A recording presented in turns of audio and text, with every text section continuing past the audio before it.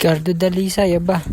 Sakay na natin yung bike. Ihatid na natin yan dun sa may-ari ng bike na yan.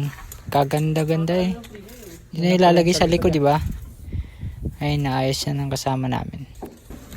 Alis na nga pala kami. Ayan.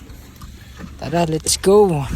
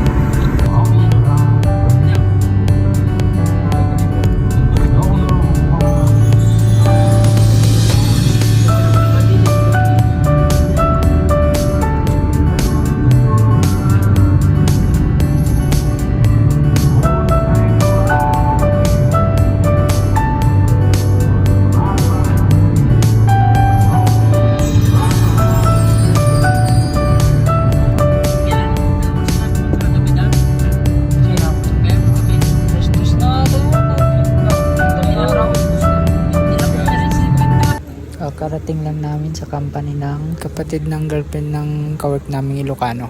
Kapwa Ilocano din nga pala yung pinagdala namin ng bike. Bumili siya ng bike galing pa ng probinsya sa amin sa Baguio City. Pinatuloy muna kami sa bahay niya para magmerienda. Yan nga pala yung mga kawork sa company, 4 na Nepalese.